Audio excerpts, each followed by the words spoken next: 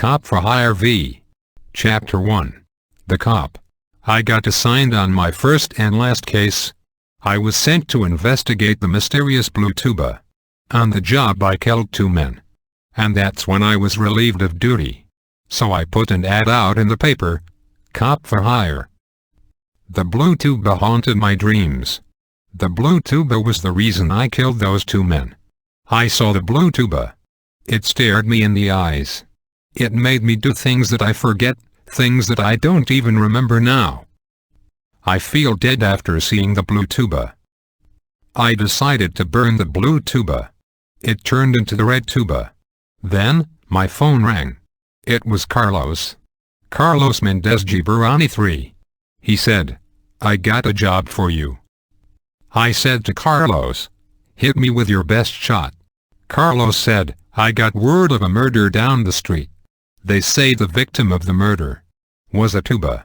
I threw down the phone and rushed to my bathroom, where I promptly vomited in the toilet. You see, I had PTSD from the blue tuba. Blue tuba, blue tuba, blue tuba, blue tuba, blue tuba. While I was sitting in my bathroom, all I could think about was the blue tuba. I went to my sock drawer. I pulled out my black sock and I tied it around my head, like a bandana. And then I went under my bed and pulled out my weapons cache. I got my pistol and I put a silencer on it, so now it was a silenced pistol. I pulled out my wallet and saw my police badge and started getting sad because I was no longer in the police force. I dashed out the door into my hot new Ferrari. I put my siren on my Ferrari and I drive down to the crime scene. As I'm driving down the street I see a flash of red. It looks like fire. I turn my head to get a better look. Turns out it's not fire, it's hair. I stop the car, I look over, and I see Ariana Grande. I say, "Hey, wanna go get a cup of coffee?" Ariana turns and says, "Blue tuba, blue tuba, blue tuba, blue tuba, blue tuba," over and over again. I hop back in my car and accelerate down to the crime scene at 99 miles per hour. I look down at my wallet. I look down at my driver's license. What a fat man I have become, I think. I was a fat, stout, 4'8" looking guy. I have red hair and blue eyes. I arrive at the crash site. The plane crash was deadly. There was many a tuba that was dead. The only thing that I could think about was Ariana Grande and how frickin' ugly she was. The driver of the plane was red tuba. Suddenly, I hear the sound of music coming from down the street. Dazed, I walk towards its source. I see Carlos playing a tuba. Next to him was a blind woman playing the electric flute. I say, "Carlos, did you see the red tuba in the plane crash?" Carlos slowly takes off his sunglasses and looks at me. His face looks haggard and weary, and I can see the signs of a heroin addiction. A single tear falls down his face, and Carlos says, "What plane crash?" I had no idea what to say to him, so I jumped back in my Ferrari, going 90 miles per hour. I slammed my brakes at a red light, and around the corner, I could see something red in the corner. So I slowly edged my way towards the red object. Chapter 2. Carlos. I woke up in my seedy apartment, just like any other day. I stuck the needle into my arm. I knew it was killing me, but I couldn't help it. I decided to try something different today. I decided to get out of my apartment and make something of my life, even though I knew that the ubiquitous presence of the drug that kept me living would continue to haunt me. My name is Carlos Mendez Giberani 3, and I am a heroin addict. I went outside and decided to go to my local newsstand. I got a paper and read it. The first headline I saw was "Cop for Hire" with a number below it. I called it and made up some story about the murder of a tuba. I really just wanted attention. That's all that anyone really wants. Flashback. I, Carlos, was in Australia. I was a very happy guy. I lived in a top-class apartment. I had a lovely Australian lady, and life was just all around good. But then, one day as I was lying in my apartment, While my wife was at work, I saw a giant red object fly through the sky. All of a sudden, the entire city was on fire. I jumped to the window and looked in dismay as everything I know and love burned to the ground. The next thing I knew, I was walking through a ghost town, trying to figure out what to do next. I found an ad in a newspaper. Los Angeles, the city for starting over. So I hopped on a plane, ready to start my new life. But then there was a shape, and the plane burst in two. I was on the island. There were 6 of us. It was a private jet. Only 6 survived. One of them started scratching at his face, so we killed him. We're walking through the island when we saw a blue tuba fly by. We were sitting by the campfire one night when I said, "Wow, I'm really stressed out." The guy sitting next to me said, "Hey, pop it in," and handed me a heroin needle. I shot it up and passed out. Then I woke up in Los Angeles, covered in blood. Chapter 3 Blue Tuba. I have no speech. I have no movement. I am just a blue tuba. The only time I move and make sound is when an innocent bystander rubs and blows me. I live a very lonely and unsatisfying life. I tend to want to fill this agony with hatred and violence. Flashback. I was sitting on a shelf when a man in a cop uniform walked into the store. The store in question was a music store. I was for sale, a sentient being up for property. The man in the uniform looked at me and asked, "Hey vendor, how much is that tuba?" The vendor said $12 million. At this, the cop pulled out his gun and, without mercy, shot the man in the face. At that moment, a banana salesman walked into the store. The cop, enraged with bloodlust, shot that man as well. His blood splattered on me. At that moment, the cop looked at me, and I saw something in him snap. Upon leaving the store, the cop took a Molotov cocktail from his bag and threw it at the store. Chapter 4. The Cop. I'm in the alleyway with Carlos and this woman. I'm like, "Carlos, is it heroin?" I had to holster my gun. I said, "Carlos, you know there's a law against heroin, right?" I shoot Carlos twice in the stomach. He rolls on the ground. He looks like he's in pain, but shooting Carlos sure is fun, so I shoot him some more. The blind woman looks traumatized, so I shoot her in the face. As I'm walking away, I hear a mystical noise fly through the air. I turn around, it's the red tuba. It flies into Carlos and possesses his body. Right now, Carlos' soul is consumed by the red tuba. Right now, they are one. I look at Carlos, who is now the red tuba, and say, "Sheesh, this wasn't in my job description." I started running like a bat out of hell.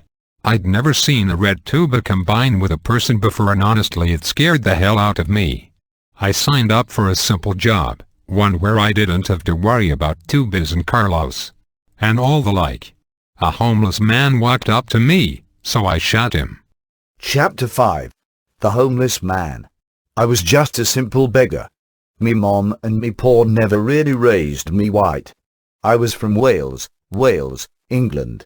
Specifically, Town, Wales.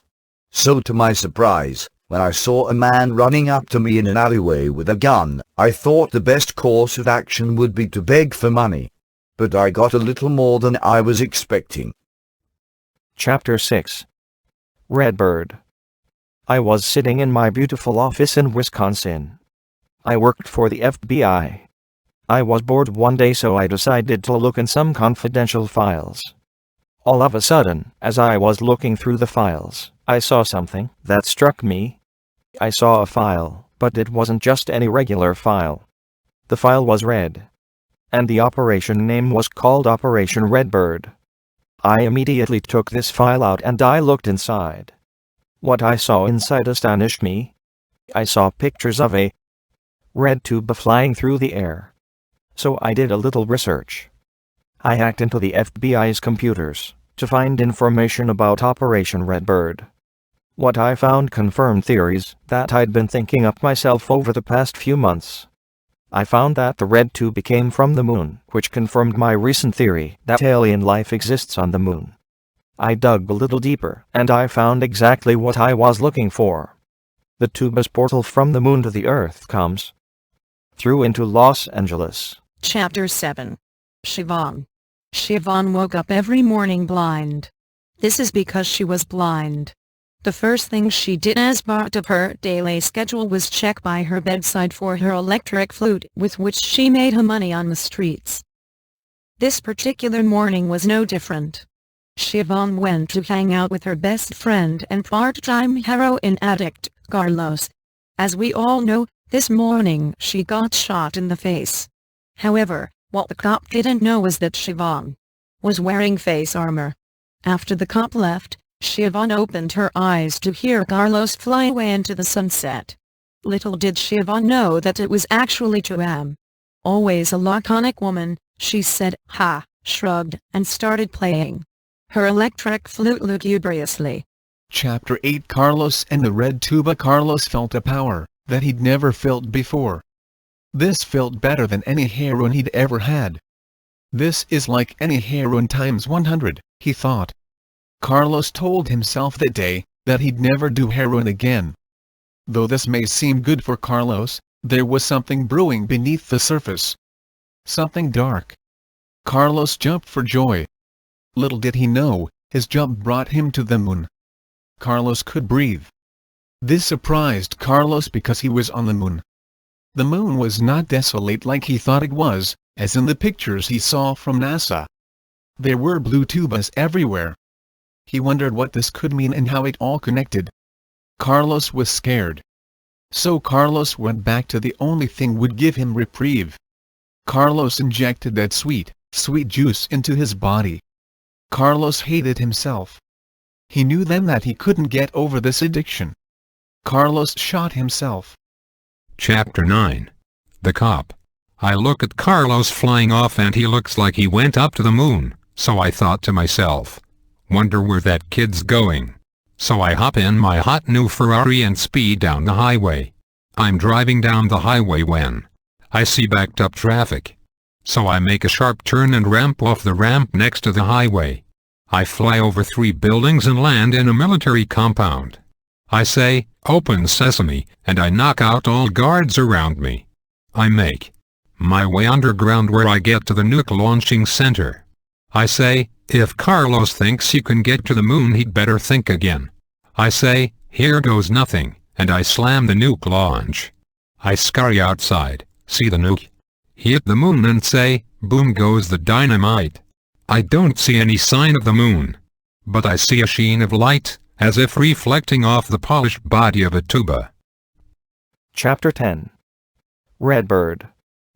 I decide to fly to Los Angeles at the first chance I get to investigate this source. On my plane ride there, I'm just about to Los Angeles when I see a giant incandescence down below. It looks like a music store is on fire. I think nothing of it at the time, and I go back to looking at my tablet. I hack back into the secret FBI files and read up a little more about the red tuba. I find out that the red tube actually has another form as a blue tuba. The blue tuba is just a disguise for the red tuba. It disguises itself and gets picked up in music stores and the like. I decide that I need to tell everyone on the plane about the danger of the tuba.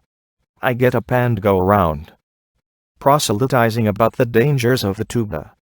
I see Ariana Grande on the plane and warn her. She seems to understand immediately. The plane lands in Los Angeles. I get out of the plane. Ariana and I go get some lunch. We talk about the red tuba and about the team that we're forming called the Redbird Initiative to stop the red tuba.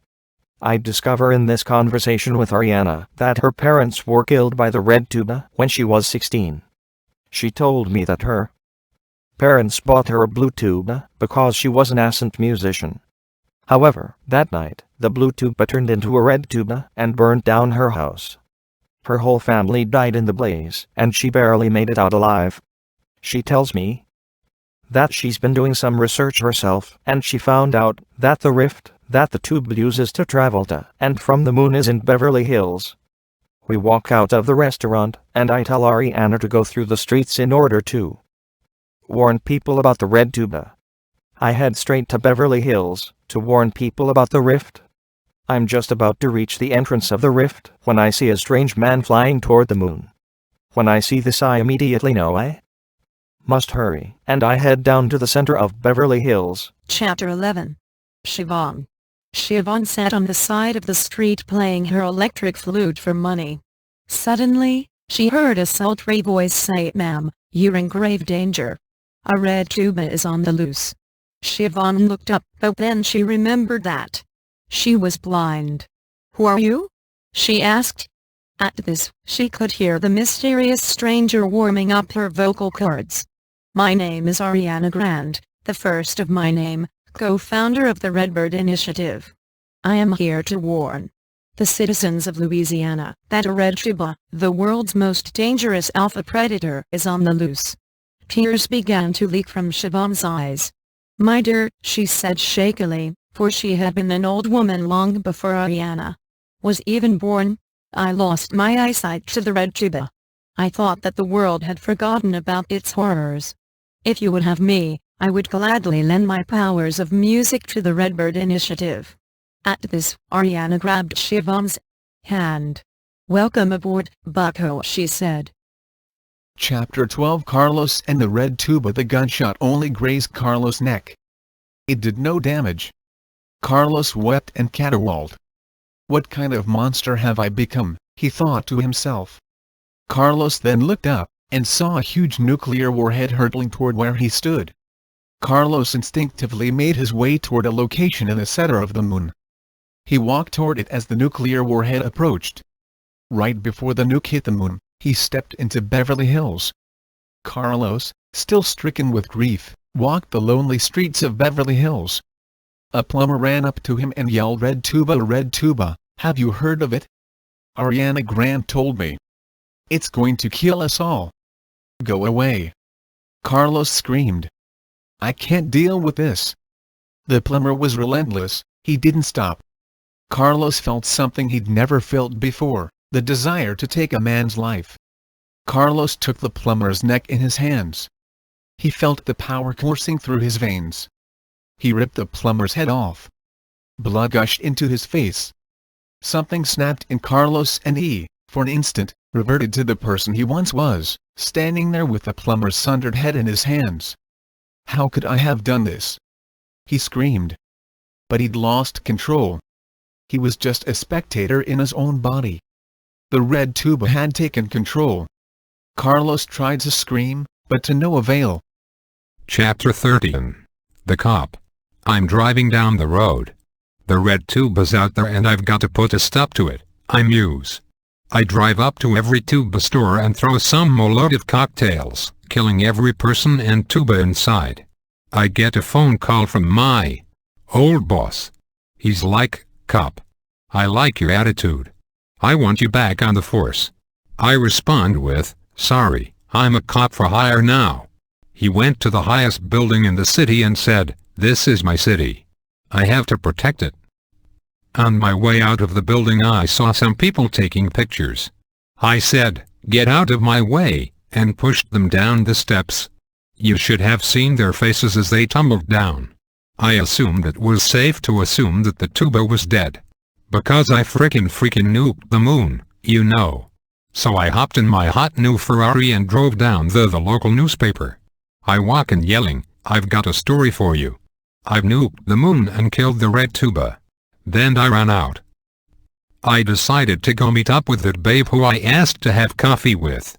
I'm driving the Ferrari and what do I see but Carlos ripping a man's head off. "Carlos, that's the spirit," I said, joking. Chapter 14. Redbird. I make my way down the very creaky and unsteady steps leading to the rift in the center of Beverly Hills. I get down there, and I see ancient writing on the walls. I see a circle, which seems to me to represent the moon. Then, I see a picture of that same circle with the superimposed explosion. In between I see an equal sign. Next to the entire set of petroglyphs I see a frowny face. From all this I determine that blowing up the moon makes the red tuba even stronger. Well, I thought, at least no one blew up the moon. I then looked around some more. I found what could possibly be the answer to how to finally destroy the red tuba.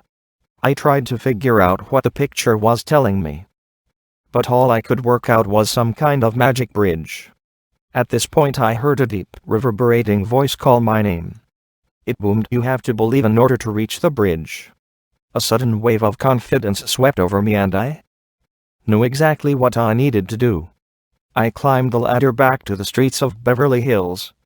I got to the top of the steps, and what I saw amazed and frightened me at the same time. I saw that the moon had exploded. I almost lost hope, but the voice came back to me, "You have to believe." I walked down the street. I saw a man with a lambent red glow around him killing another man, while a cop in a Ferrari watched. Suddenly a chill went down my spine, and I realized that the man with the red tint was the red tuba. I called Ariana, and I told her to get down here, because it was time to end this after all. Chapter 15. Siobhan. "Acknowledged," said Ariana, before she put away her phone. She turned to Siobhan. "I just got a call," she explained. "My partner knows the location of the red tuba. We have to go."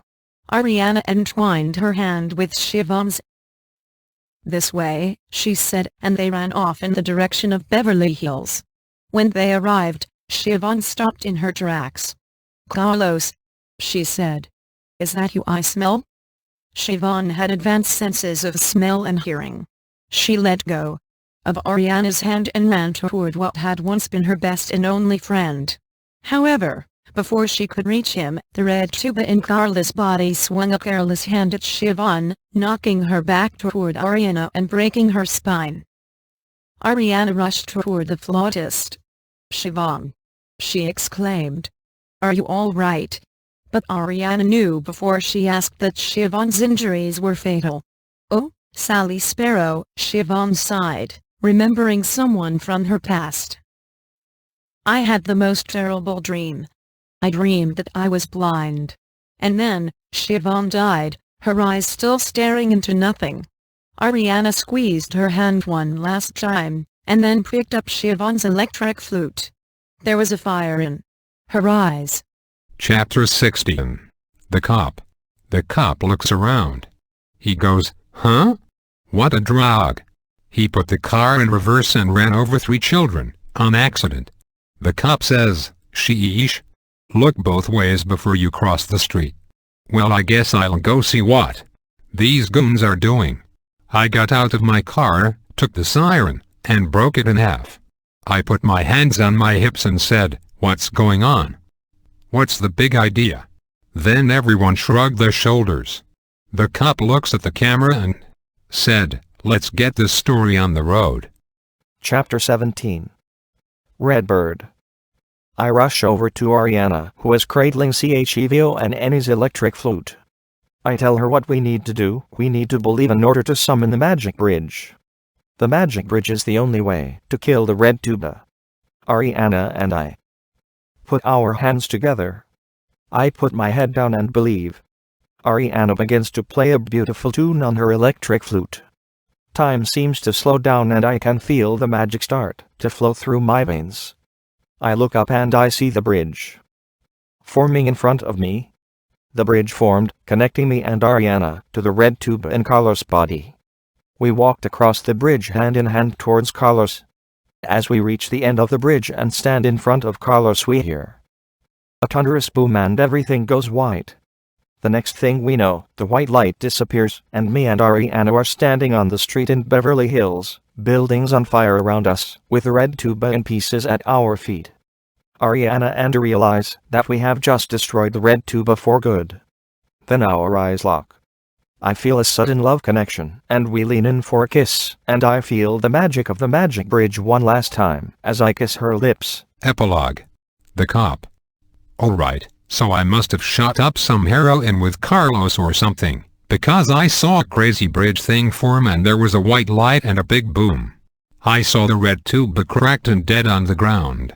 Well, my original case was to solve the murder of the tuba, and you guys murdered it, so case closed. Are you two going downtown? I ask. I don't wait for a response before I shoot them both dead. What can I say? I'm just a cop for hire. The end.